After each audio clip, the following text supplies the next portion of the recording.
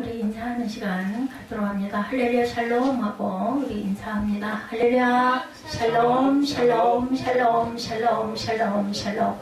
하나님 사랑합니다. 여러분 주 안에서 사랑합니다. 사무엘상 19장 말씀이죠. 18절에서 24절까지 제목이 끝까지 지켜주시는 하나님. 여러분들 믿으십니까? 아멘. 네, 믿습니다. 19장 내용 앞절들을 우리 함께 읽지 않아서 제가 잠깐 설명하고 넘어가도록 합니다. 1절에 보니까 사울이 그의 아들 요나단과 그의 모든 신하에게 다윗을 죽이라 말하였더니 사울의 아들 요나단이 다윗을 심히 좋아했죠. 둘이 아주 형제 같은 관계였습니다. 2절에 보니까 그가 다윗에게 말하여 이르되 내 아버지 사울이 너를 죽이기를 꾀하시느니라. 그러므로 이제 청하노니 아침에 조심하여 은밀한 곳에 숨어라. 이렇게 알려줍니다. 3절에 내가 나가서 네가 있는 들에서 내 아버지 곁에 서서 내 일을 내 아버지와 말하다 무엇을 보면 내게 알려주리라. 또 무슨 일이 있으면 내가 알려줄 테니 은밀한 곳에 숨어라 라고 미리 다윗에게 요나단이 알려주죠. 4절에 요나단이 그의 아버지 사울에게 다윗을 칭찬하여 이르건대 왕하시나 다윗에게 범죄하지 마옵소서. 아들이 아버지에게 이렇게 말하죠. 그는 왕께 득죄하지 아니하였고 그가 왕께 행한 일은 심히 선하다. 항상 수금을 타가지고 정신적으로 힘들고 방황할 때 위로를 주고 이렇게 그 안정을 주었던 그런 다윗을 계속 죽이려고 하죠. 그 이유 아시죠? 사울은 천천히인데 다윗은 만만이라. 이렇게 이 노래를 듣고는 그때부터 다윗을 잡아 죽여야 되겠다 하고 혈안이 돼서 다윗을 찾아요. 죽이려고. 그죠? 5절에 그가 자기 생명을 아끼지 아니고 블레셋 사람을 죽였고 여호와께서 온 이스라엘을 위하여 큰 구원을 이루셨으므로 왕이 이를 보고 기뻐하셨거늘 어찌 까닭 없이 다윗을 죽여 무죄한 피를 흘려 범죄하려 하시나이까. 아들이 아버지에게 간합니다. 6절에 다윗이 요나단의 말을 듣고 맹세하되 여호와께 살아계심을 두고 맹세하거니가 하거니와 그가 죽임을 당하지 아니하리라. 요나단이 다윗을 불러 그 모든 일을 그에게 알리고 요나단이 그를 사울에게로 인도하니 그가 사울 앞에 전거같이 있었더라. 전쟁이 다시 있으므로 다윗이 나가 블레셋 사람들과 싸워 그들을 크게 쳐 죽이며 그들이 그 앞에서 도망하니라. 다윗이 굉장히 공을 많이 세웠어요. 블레셋 사람들을 때마다 무찌르죠. 9절에 이제 사울이 손에 단창을 가지고 그의 집에 앉았을 때 야훼께서 부리시는 악령이 사울에게 접함으로 다윗의 손으로 수금을 탈 때 또 사울이 10절에 보니까 단창으로 다윗을 벽에 박으려 하였으나 그는 사울의 앞을 피하고 사울의 창은 벽에 박힌지라 다윗이 그 밤에 도피합니다.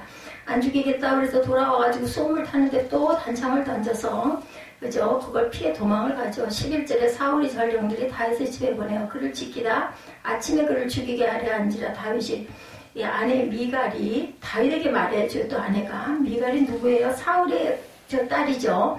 당신이 이 밤에 당신의 생명을 구하지 아니하면 내일에는 죽음을 당하리라 알려줍니다. 미갈이 다윗을 창에서 달아내리매 창을 열고 타고 그가 피하여 도망합니다. 미갈이 우상을 가져다 침상에 누이고 염소 털로 엮은 것을 그 머리에 씌우고 우복으로 그것을 덮었더니 사울이 전령들을 보내어 다윗을 잡으려 하면 미갈이 이르되 그가 병들었다 라고 이렇게 얘기해요. 그죠? 사울이 또 전령들을 보내 다윗을 보라 하며 이르되 그를 침상째 내게로 들고 오라. 내가 그를 죽이리라. 전령들이 들어가 본즉 침상에는 우상이 있고 염소 털로 엮은 것이 그 머리에 있었다. 이렇게 도망을 가게 됐어요. 그죠? 사울이 미갈에게 이르되 너는 어찌하여 이처럼 나를 속여 내 대적들을 도와 피하게 하였느냐. 미갈이 사울에게 대답하되 그가 내게 이르기를 나를 도와 가게 하라. 어찌하여 나로 너를 죽게 하겠느냐 하더이다 하니라. 다윗이 도피하여 라마로 와서 사무엘에게 나아가 사울이 자기에게 행한 일을 다 전하였고 다윗과 사무엘이 나요스로 가서 살았더라. 이렇게 됐어요. 사무엘에게 다 고하죠. 너무나 억울하고 너무 속상하니까 선지자 사무엘에게 얘기를 해서 나요스에 가서 살고 있는데 또 사울이 다윗을 잡으려고 계속해서 신하들을 보내죠. 보내는 신하마다 오늘 본문 내용이 그거예요. 가가지고 가면은 하나님의 성령의 영이 감동이 돼가지고 계속 예언을 하고 그렇게 하니까 두 번째 번에도 세 번째 번에도 안 됐는데 마지막에는 사울이 직접 갔어요. 가가지고 또 나여서 도달았는데 어떻게 됐어요? 계속해서 또 예언을 하죠. 19장 22절에 보니 이에 사울도 라마로 가서 세부에 있는 큰 물에 도착하여 물에 이르된 물어 이르되 사무엘과 다윗이 어디 있느니 어떤 사람인지 나만 나요새 있나 알려주죠. 23절을 보니까 사울이 라마 나요스로 가니라. 하나님의 영이 또 그에게도 임하시죠. 그가 라마나에서 이르기까지 걸어가면서 예언을 합니다. 계속 예언자가 됐어요. 그랬더니 24절에 그가 또 그의 옷을 벗고 사무엘 앞에서 예언을 하며 하루 밤낮을 벗은 몸으로 누웠더라. 그러므로 속담이 생겼어요. 사울도 선지자 중에 있느냐 이렇게 얘기했다. 옛날 얘기 같은 얘기 너무 저는 재미있어서 여러분에게 내용을 전해드렸습니다. 오늘날 사명을 맡은 일꾼들에게 끝까지 할 수 있느냐, 지속적으로 계속해서 할 수 있느냐, 성실성, 교회 공동체에서도 예외가 아니죠. 더 중요하다고 저는 생각합니다. 아까 우리 기도 중에도 또 찬양 중에도 있죠. 우리가 끝까지 증거하고 전할 줄 아는 교회 공동체. 저도 오늘 찬양을 하면서 우리 교회가 참 복되구나 하는 생각을 했습니다. 다들 인터넷으로 예배를 드려서 처음에 한동안은 그 천주교를 섬기는 어떤 그 성도도 그런 얘기 하더라고요. 처음에는 봉사를 해야 되는데 봉사를 하면서 너무나 신났대요.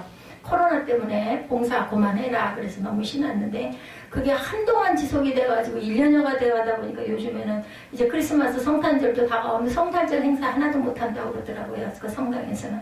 그러니까 너무나 안타깝고 마음이 아프다 이런 얘기를 들었습니다.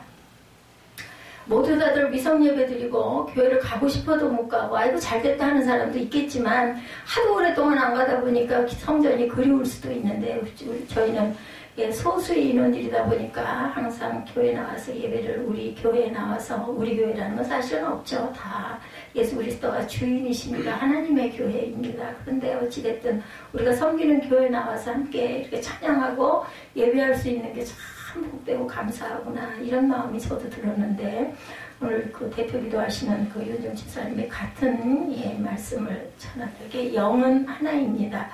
이런 감사, 새생명 새윗교회를 세우고 섬기게 하셔 너무나 한 게 없어 부끄럽기는 하지만 여기까지 인도해 주신 하나님 은혜가 너무 감사합니다. 그래서 종은 갈지라도 하나님의 나라는 영원한 거예요. 그죠? 사람은 변하고 그럴지라도 산천 경계가 또 그렇더라고요. 보면 사람은 오고 가고 다음 세대들이 나도 사는 산이로 돼 이런 이야기가 있죠. 저는 그런 생각을 요즘에 참 많이 합니다. 목회자들도 성도들에게 요구하고 싶은 것이 있다면 그것은 다름 아닌 끝까지 변함없는 성도의 모습. 참 성도라는 그 단어가 굉장히 귀한 단어예요. 그죠? 성스러울 성자예요. 무리도자를 쓰고 있죠. 성스러운 무리들이다 해서 성도라고 얘기합니다. 어떻게 보면 그게 영어로 표현하면 세인트, 성자라는 뜻도 갖고 있다. 말을 할 수도 없는 대단한 단어입니다. 잠깐 냄비에 끓듯이 열심을 내다가 식어버리는 헌신이 있어서는 안 되겠죠. 하나님의 사명을 맡은 모든 이들이 주님께서 그러셨더니 우리 역시 주님을 향한 사랑과 열정에 변함없고 점점 더 깨달아 알아가시는 저와 여러분 되시기를 주님의 이름으로 축복합니다. 제가 나이가 좀 들면 충만해지겠죠 라고 얘기했더니 어떤 분이 그런 얘기를 하시더라고요. 나이가 많든 적든 그건 상관이 없으면 물론 맞습니다. 그런데 저는 제 생각을 하고 그런 말씀을 드린 거예요. 그걸 모를 리는 없죠. 젊어서는 너무나 내 잘난 맛에 은혜를 받았다 하면서도 하나님께 감사하고 찬양하고 찬양을 너무 좋아했어요. 제가. 그리고 기뻐하고 교회만 가면 너무나 기뻐하면서도 또 교회 밖의 생활에서는 그렇게 하나님이 원하시지 않은 기뻐하시지 않은 것들을 많이 이루고 내가 하고 싶은 것들을 하고 아주 교만하게 살았는데 나이가 이 나이 정도가 되다 보니까 내가 할 수 있는 것은 하나도 없구나. 하다못해 우리가 숨 쉬는 것까지도 참 어젯밤에 제가 아주 미역국 남아있는 거 조금에다가 밥을 말아 먹고는 한 며칠 만에 밥을 먹은 것 같아요. 그러고는 정말 달콤한 잠을 몇 시간을 잤습니다. 새벽녘에 물론 깨긴 했지만 그랬더니 정말 마음도 맑고 몸도 편안하고 추워서 깼어요. 자다가 새벽 3시경에 깼는데 춥기는 하더라고요. 그래도 6시까지 견디다가 6시에 난방을 틀기 시작을 했습니다.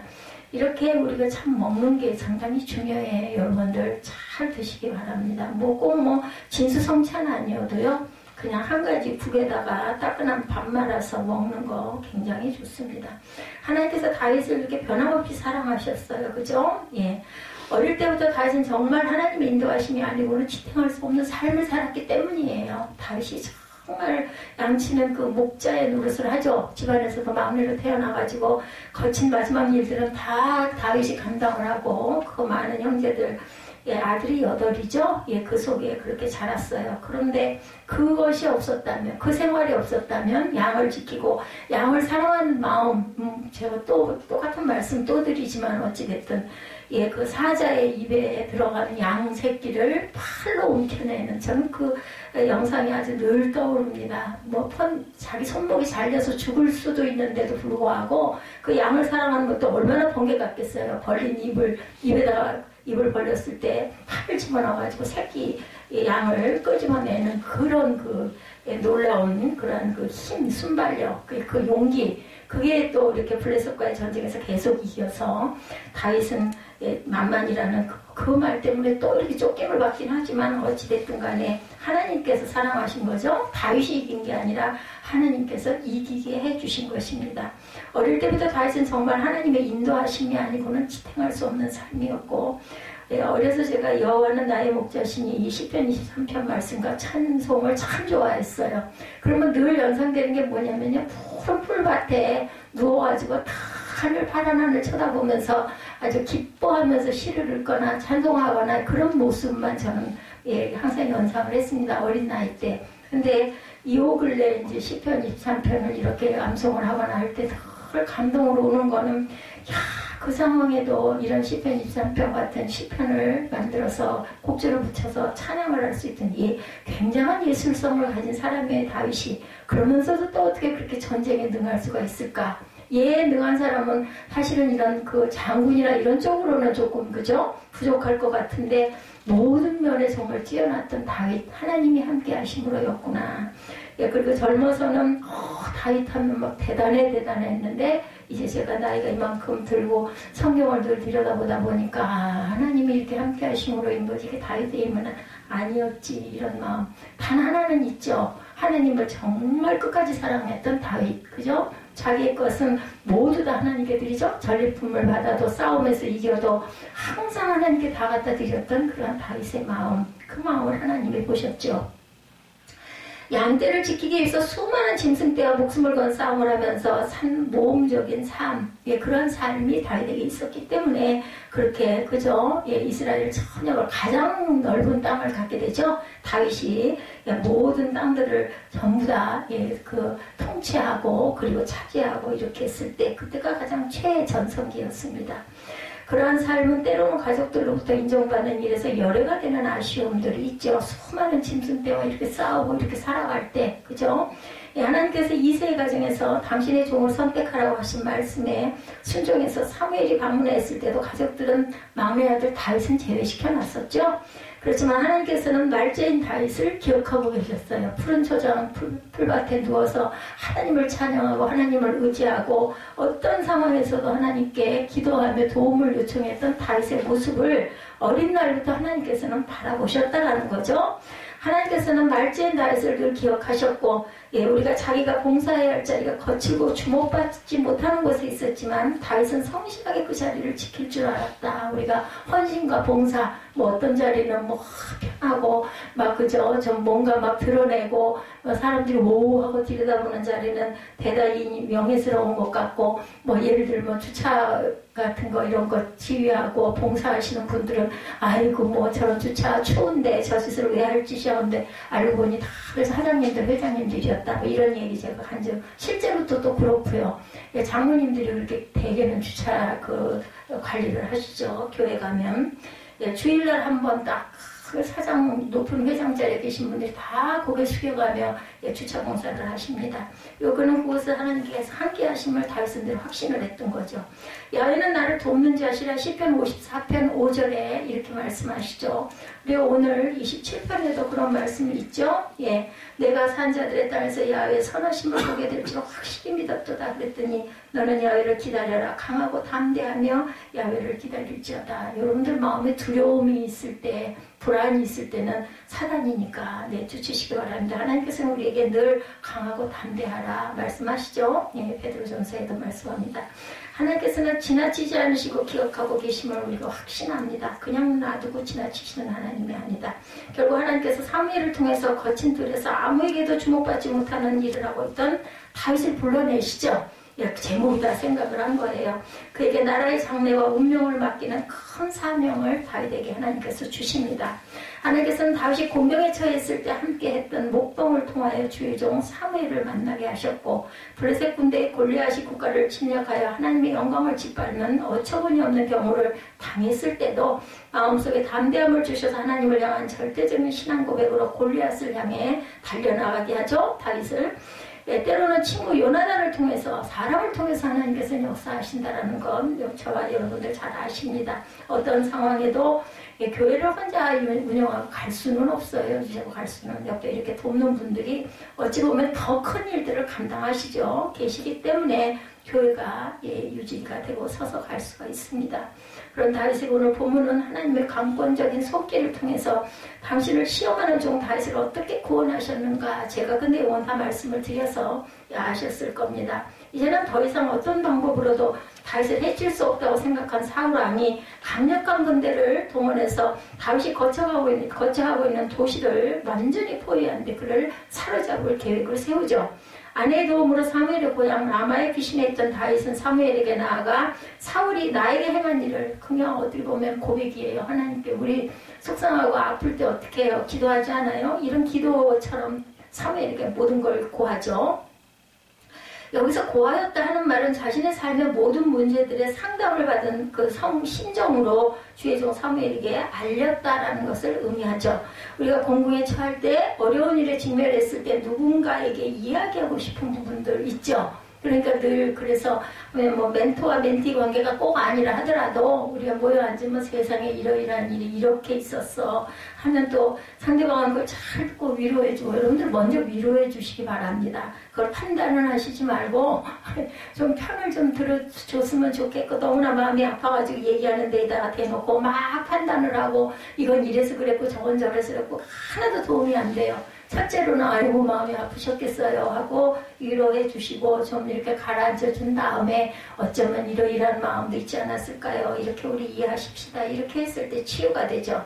어찌됐든 간에 속에 있는 거를 가슴에다 꽁꽁 놓고 있으면요. 때로는 기도를 했다 해도 그게 어떤 사람에게 옆에 있는 사람에게 어떤 그 위로받는 것보다 못할 수도 있을 때도 있습니다. 그래서 그런 얘기를 하고 나면 좀 속이 시원해지죠. 예, 그래서 우리가 하소연을 이 다윗도 그랬던 것 같아요. 사무엘에게 이 상황의 이야기를 다 한 거죠. 예, 제때 이야기 못하고 속에다 넣어놓는 사람들이 그래서 암이 걸려요. 그래서 그 내성적인 사람들이 외향적인 사람보다 이런 그 질병들이 잘 걸린다라는 통계도 제가 보았습니다. 그러니까 쏟아낼 줄 알아야 돼. 쏟아 뱉어버려야 됩니다. 이런 현상은 주로 해외에서 오래 거주하고 사역하는 선교사님들 가정에 사모님들이 이런 병을 많이 앓는다고 합니다. 나가서 그 목사님들은 밖에 나가가지고 원주민들 상대하고 막 어떤 자리도 마련하고 교제도 하고 뭐 또 통역도 받고 뭐 어떤 나라 말을 배우기도 하고 이래서 어쨌든 정말 선교하는 일이 쉽지가 않죠. 해외 낯선 그 땅에 나가가지고 이렇게 막 정신없이 돌아가죠. 이렇게 선교하고 다니시는데 뒤에서 뒷바라지 하시는 사모님은 말할 말벗이 없어요. 말이 통하기를 하나 누구 아는 사람이 있기를 하나 혼자서 종일 그렇게 집에서 지내다 보면 속병이 들어가가지고 가끔은 막 이게 때를 쓴다 그래요. 우리 그냥 고향 고국으로 돌아가자고. 난 도대체가 속이 터져서 못 살겠다고. 예, 그렇게 그 사모님들이 하소연을 하면 막 야단을 치지만 사실은 그 선교사님들의 그 후일담 얘기를 들어보면 너무너무나 마음이 아프고 너무나 안타까운 그러한 귀한 길의 이야기입니다. 어찌 보면 그 사모님들이 목사님보다 더 큰 일을 하고 계시는 거죠. 예, 사모님이 없이 그 목사님이 그런 일을 그렇게 잘 해나갈 수가 없는 거예요. 돕는 배필을 하나님은 그렇게 해서 주신 거죠.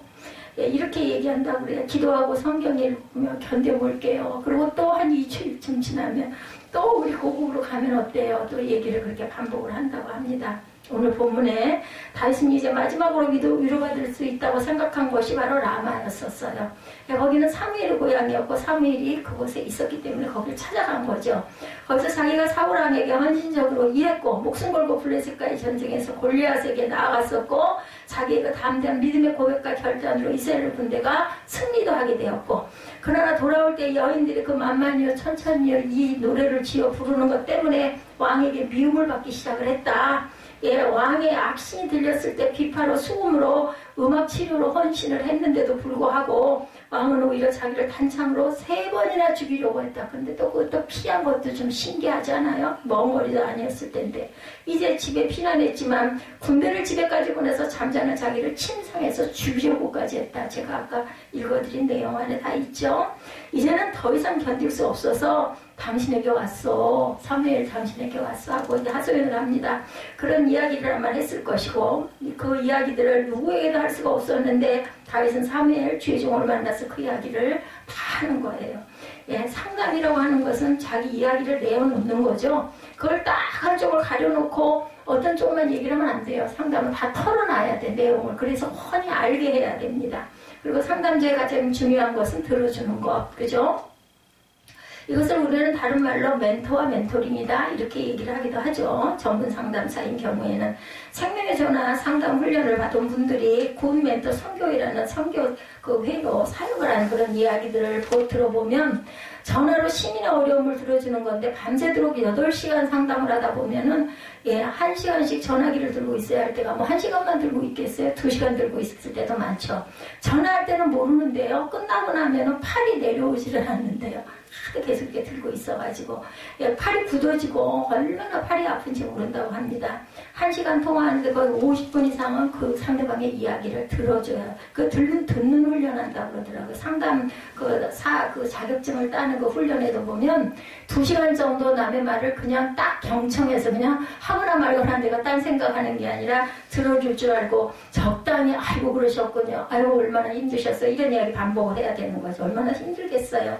누군가에게 이야기를 하고 싶은데 세상은 물밀듯 사람들이 밀려다니지만 내 이야기를 정말 그렇게 경청해서 들어줄 사람은 없어요. 그것도 뭐 한두 번이죠. 그죠? 나도 바빠 죽겠는데 나도 속 답답한 일이 얼마나 많은지 모르는데 그래서 생명의 전화가 생기고 여성의 전화가 생기고 많은 전화들이 자기 이야기 들어줄 곳을 찾는다고 그래요.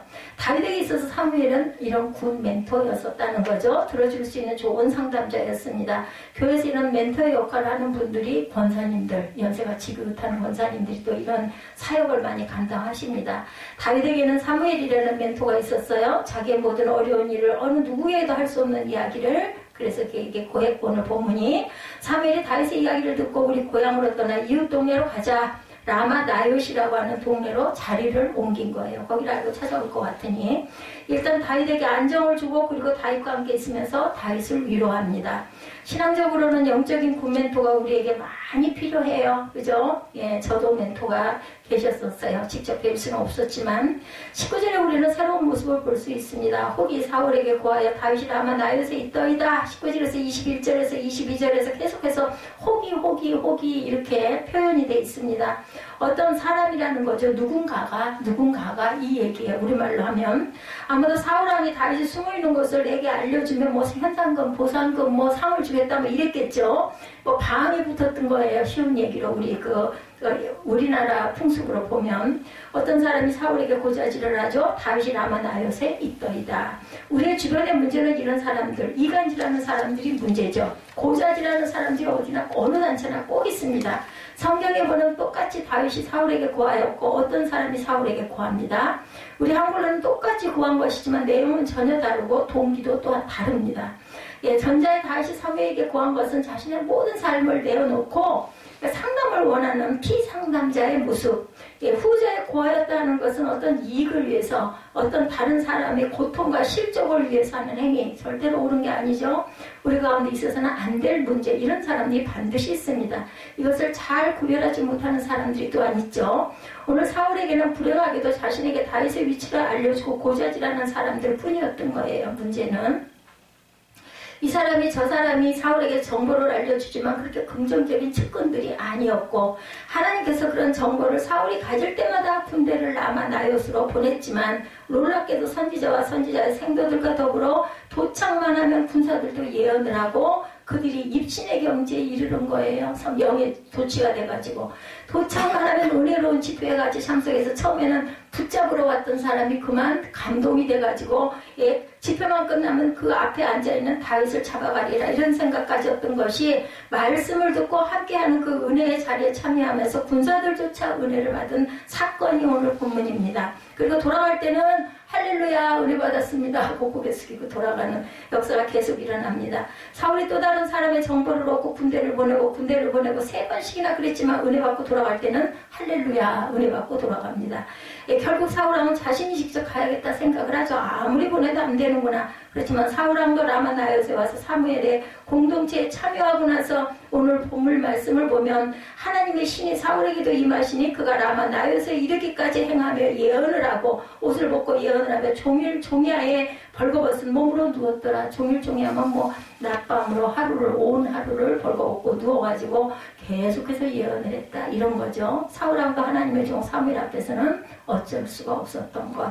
하나님께서 그의 심령을 붙잡으시고 강팍한 그의 심령을 하나님께서 완화시켜주시고 하나님의 영으로 그를 붙드셔서 그도 예언을 하며 하나님의 종 앞에 벌거벗고 누워있을 정도로 왕으로서의 모습이 아닌 그저 벌거숭이 자신을 다 드러낸 모습이 되어버렸다는 겁니다.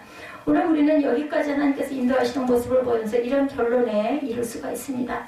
어떤 인간적인 생각과 계획과 도모도 하나님의 광공적인 손길 앞에서는 무력화될 수밖에 없다라는 것, 예, 여러분들 아시죠? 오늘 본문 말씀을 통해서 새롭게 확신하시기를 주님의 이름으로 축복합니다. 어떤 인간이 하나님을 향한 도전도 오히려 무기력해질 수밖에 없어요. 그래서 예, 특히나 요즘 코로나 바이러스가 이렇게 확산돼서 요즘에 뭐 무증상증 가진 사람들도 많다고 그러잖아요. 저 사람이 코로나 복균을 갖고 있는지 아닌지는 하나님밖에 모르세요. 그러면 우리가 조심할 건 조심하지만 결론은 누구를 만날지 내가 어떻게 감염이 될지 안 될지는 우리가 아무리 애를 써도 할 수 있는 건 한계가 있습니다. 그것은 하나님의 능력 그 안에밖에 없다라는 것. 내일 어떻게 될지 그래서 참 그 찬양 생각나죠. 내일 일은 난 몰라요가 됩니다. 특히나 이런 상황일 때는 하루하루 살아요가 답이 될 수밖에 없어요. 여러분들 최선과 최고의 그러한 신실한 삶을 사시기를 주님의 이름으로 축복합니다. 내가 사망의 음침한 골짜기를 다닐지라도 해를 두려워하지 않을 것은 내가 주께서 나와 함께 하심이라. 이 고백이 저와 여러분의 고백이 되어야 할 줄 믿습니다. 임마누엘의 약속이 다윗에게 항상 다윗과 함께 있었던 거죠. 하나님과의 약속이 다윗의 삶 속에서 언제나 유효했다라는 거예요. 여호와는 나의 목자신 내게 부족함이 없나이다. 얼마나 부족한 게 많으면 부족함이 없나이다라는 고백을 하겠어요. 부족한 게 없는 사람들은 이런 고백 안 해요. 저도 이 상황이 되어오니까 이 고백이 절로 나오고 어떤 구절만 이렇게 읽다가도 듣다가도 막 눈물이 쏟아져요. 감동이죠. 감사합니다. 그렇기 때문에 정말 완악할 때, 열악할 때 우리는 감사가 더 많이 터질 수밖에 없어요. 하늘의 문이, 오늘 찬양 특송이었죠. 하늘의 문이 열리면 우리는 어떤 상황에도 감사할 거리밖에 없어요. 그래도 이만큼이라도 제가 있게 해주신 은혜가 얼마나 감사한지. 모든 게 다 갖춰줬으면 좋겠지만 만약에 모든 게 다 주어지고 갖춰줬다면 제게, 그래도 제가 이렇게 여러분들에게 이렇게 살아있는 내 감동을 여러분에게 전할 수 있겠습니까? 못 전해요. 성경 말씀은 뭐 신학적으로 뭐 줄줄이 풀어서 얼마든지 정말 유식하게 얘기할 수는 있겠지만 제 마음속에 녹아있는 이 감동을 여러분에게 이렇게 전할 수는 없어요. 정말 감사하신 하나님이라는 것. 그래서 찬양의 작시자들 그리고 작곡하신 모든 분들은 다윗이 늘 시편을 노래했잖아요. 지금은 우리가 읽지만 시편이 원래 그 곡조가 있는 거였던 거죠. 얼마나 다윗은 그 어려운 삶 속에서 하나님과 동행을 했으면 그렇게 많은 시편을 만들고 그리고 하나님께 올려드릴 수 있었을까. 너무 부럽죠. 근데 그만한 고난이 있었다는 거. 우리는 정말 고난 싫어요. 시험 당함을 기뻐하라 얘기하면 막 속으로 겁이 나죠. 또 무슨 시험이 오려고. 내가 너에게 복을 나올 줄이라면 도대체 얼마나 많은 시련을 또 겪으려고 우리 에스더 전사님이 그런 생각이 먼저 든다는 얘기를 하더라고요. 불시험 당함을 염려하지 말라고 그러고 도대체 어떤 불시험이 여기서도 더한 게 뭐가 있으려고 또 이런 말씀을 내게 마음에 감동으로 주시나 이렇게 얘기해요. 우리가 항상 면류관을 참 좋아합니다. 그런데 우리 고난은 정말 정말 싫죠. 근데 고난이 없는 면류관은 없다라는 거죠. 불리하면 유효고 유리하면 유효가 되는 그런 약속이 아니라 어떤 환경 속에도 하나님과의 약속은 유효하다라는 것. 그리고 하나님의 의지를 단순 분명하게 확인하고 그는 다윗은 가지고 있었어요. 그분은 나에게 끝까지 보호해 주셔서 어떤 경우에도 사람을 통해서든 장소를 통해서든 사람과 장소를 통하지 않고도 직접적인 하나님의 계획을 통해서라도 하나님께서는 하나님의 사랑하시는 자들을 인도하시기를 원한다라는 것. 사람을 통해서 어떤 상황을 통해서 아니면 어떤 장소를 통해서 아니면 뭐 어떤 문구를 통해서도 아니면 영상을 통해서든 우리는 뭔가를 보다가 저는 그래요. 남들이 보면 뭐 웃을 것 같은 2000년대 1996년대 이런 작품들 보다가 막 저는 눈물을 줄줄 흘립니다. 너무나 은혜가 감사해서 제가 만약에 10년 전에 그랬다면 얼마나 좋았을까, 20년 전에 그랬다면 얼마나 좋았을까. 그렇지만 이미 시간은 지나갔어요. 20년이 지나가고 30년이 지나갔지만 지금이라도 제가 이걸 감동을 느끼고 깨닫고 여러분에게 살아있는 느낌을 전할 수 있는 이것이 얼마나 감사한지 모릅니다. 하나님은 우리의 피난처시고 힘이시고 환난 중에 만날 큰 도움이시죠. 그러므로 땅이 변하든지 산이 흔들려 바닷 가운데 빠지든지 바닷물이 흉흉하여 뛰놀든지 그것이 넘침으로 산이 요동할지라도 우리는 두려워하지 아니하리로다. 이런 고백이 저와 여러분의 고백이 되시기 바랍니다. 한 시내가 있어 나뉘어 흘러 하나님의 성, 곧 지극히 높으신 자의 성막의 성소를 기쁘게 하시는 그러한 저와 여러분들이 되시기를 주님의 이름으로 축복합니다. 우리 결단 찬양하시고 잠시 기도하는 시간 갖도록 합니다.